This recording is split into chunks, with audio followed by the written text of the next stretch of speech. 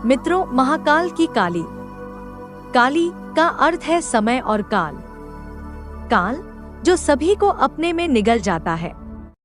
भयानक अंधकार और श्मशान की देवी। वेद अनुसार समय ही आत्मा है, आत्मा ही समय है। माँ कालिका की उत्पत्ति धर्म की रक्षा और पापियों राक्षसों का विनाश करने के लिए हुई है। काली को माता जगदम्बा की महामाया कहा गया है।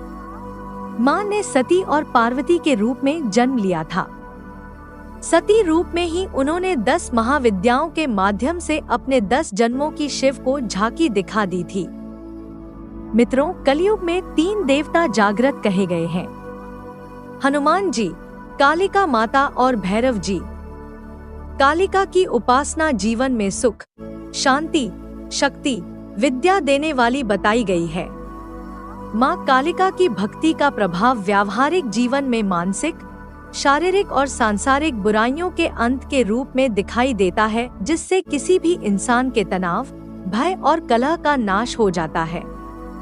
हिंदू धर्म में सबसे जागृत देवी है माँ कालिका। माँ कालिका को खास तौर पर बंगाल और असम में पूजा जाता है। काली शब्द का अर्थ काल और काले रंग से है। काल का अर्थ समय।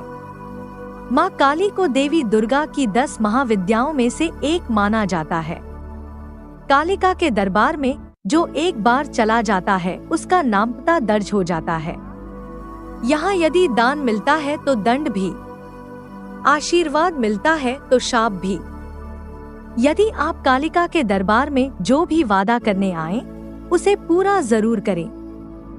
जो भी मन्नत के बदले को करने का वचन दे, उसे पूरा जरूर करें, अन्यथा कालिका माता रुष्ट हो सकती हैं। जो एकनिष्ठ, सत्यवादी और वचन का पक्का है, समझो उसका काम भी तुरंत होगा। मित्रों, माँ दुर्गा ने कई जन्म लिए थे। उनमें से 2 जन्मों की कथाएं ज्यादा प्रसिद्ध हैं।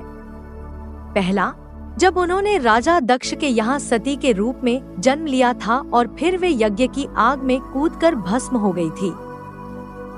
दूसरा, जब उन्होंने पर्वतराज हिमालय की पुत्री के रूप में जन्म लिया, तब वे पार्वती कहलाईं। दक्ष प्रजापति ब्रह्मा के पुत्र थे।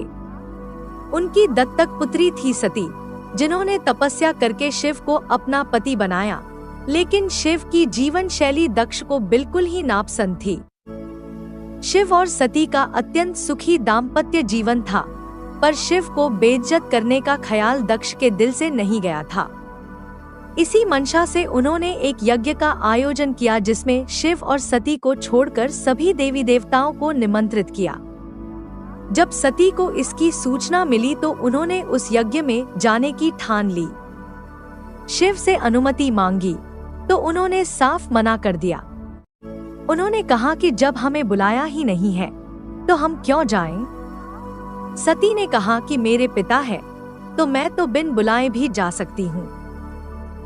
लेकिन शिव ने उन्हें वहां जाने से मना किया तो माता सती को क्रोध आ गया और क्रोधित होकर वे कहने लगी, मैं दक्ष यज्ञ में जाऊंगी और उसमें अपना हिस्सा लूंगी, नहीं तो उसका विध्वंस कर दूंगी।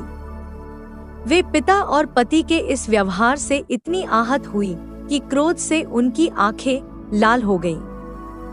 वे उग्र दृष्टि से शिव जी को देखने लगी।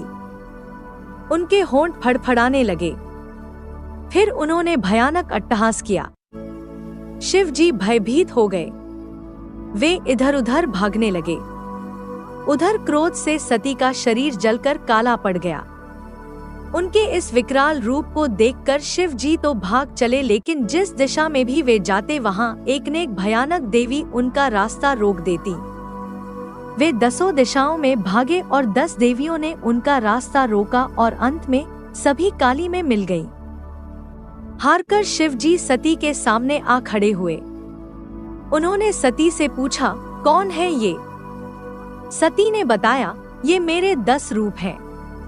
आपके सामने खड़ी कृष्ण रंग की काली है, आपके ऊपर नीले रंग की तारा है, पश्चिम में छिन्नमस्ता, बाएं भुवनेश्वरी, पीठ के पीछे बगलामुखी, पूर्व दक्षिण में द्युमावती, दक्षिण पश्चिम में त्रिपुर सुंदरी, पश्चिमोत्तर में मातंगी तथा उत्तर पूर्व में षोडशी है।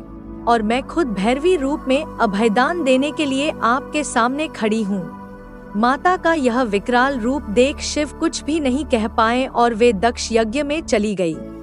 मित्रों, दुखों को तुरंत दूर करती माता काली 10 महाविद्याओं में से साधक महाकाली की साधना को सबसे शक्तिशाली और प्रभावशाली मानते हैं, जो किसी भी कार्य का तुरंत परिणाम देती है। साधना को सही तरीके से करने से साधकों को अष्टसिद्धि प्राप्त होती है। काली की पूजा या साधना के लिए किसी गुरु या जानकार व्यक्ति की मदद लेना जरूरी है। महाकाली को खुश करने के लिए उनकी फोटो या प्रतिमा के साथ महाकाली के मंत्रों का जाप भी किया जाता है। इस पूजा में महाकाली यंत्र का प्रयोग भी किया जाता है। इसी के साथ चढ़ावे आदि की मदद से भी मां को खुश करने की कोशिश की जाती है। अगर पूरी श्रद्धा से मां की उपासना की जाए तो आपकी सारी मनोकामनाएं पूर्ण हो सकती हैं। अगर मां प्रसन्न हो जाती हैं, तो मां के आशीर्वाद से आपका जीवन बहुत ही सुखद हो जाता है।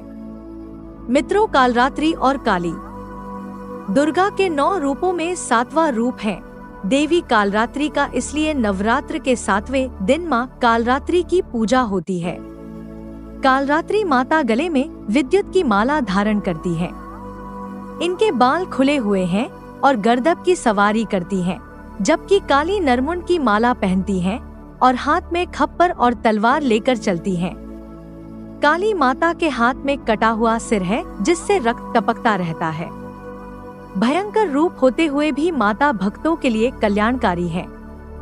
कालरात्रि माता को काली और शुभंकरी भी कहा जाता है। कालरात्रि माता के विषय में कहा जाता है कि यह दुष्टों के बाल पकड़कर खड्ग से उसका सिर काट देती है। रक्तबीज से युद्ध करते समय मां काली ने भी इसी प्रकार से रक्तबीज का वध किया था। मित्रों, आइए जानते हैं रक्तबीज का वध की कथा। ब्रह्मा जी के शरीर से ब्राह्मी, विष्णु से वैष्णवी, महेश से महेश्वरी और अंबिका से चंडिका प्रकट हुई। पल भर में सारा आकाश असंख्य देवियों से आच्छादित हो उठा। ब्राह्मणी ने अपने कमंडल से जल छिड़का, जिससे राक्षस तेजहीन होने लगे। वैष्णवी अपने चक्र, महेश्वरी अपने त्रिशूल से, इंद्राणी वज्र से और सभी देवियां अपने अपने आयुधों से आक्रमण कर रही थी। राक्षस सेना भागने लगी। तब रक्तबीज ने राक्षसों को धिक्कारा कि वे स्त्रियों से डरकर भाग रहे हैं। रक्तबीज हमला करने आया तो इंद्राणी ने उस पर शक्ति चलाई, जिससे उसका सर कट गया और रक्त भूमि पर गिरा। किंतु पूर्व वरदान के प्रभाव से उस रक्त से फिर एक रक्तबीज उठ खड़ा हुआ और अट्टहास करने लगा। जैसे ही शक्तियां उसे मारती, उसके रक्त से और असुर उठ खड़े होते। जल्द ही असंख्य रक्तबीज और दिखने लगे। मां चंडिका ने श्रीकाली से कहा कि इसका रक्त भूमि पर गिरने से रोकना होगा, जिससे और रक्तबीज न जन्मे। देवी काली ने कहा कि आप सब इन्हें मारें, मैं एक बूंद रक्त भी भूमि पर न पड़ने दूंगी। और ऐसा ही हुआ भी। जल्द ही सारे नए रक्तबीज युद्ध में मारे गए। तब रक्तबीज समझ गया कि काली उसे पुनर्जीवित नहीं होने दे रही है, तो वह चंडिका को मारने दौड़ा। तब चंडिका ने उसे मार दिया और काली ने रक्त को भूमि पर न गिरने दिया। देवता चंडिका की जय जयकार करने लगे। मित्रों, यदि जानकारी अच्छी लगी हो तो लाइक करें, कमेंट करें। चैनल को सब्सक्राइब करना ना भूलें। जय श्री राम, हर हर महादेव।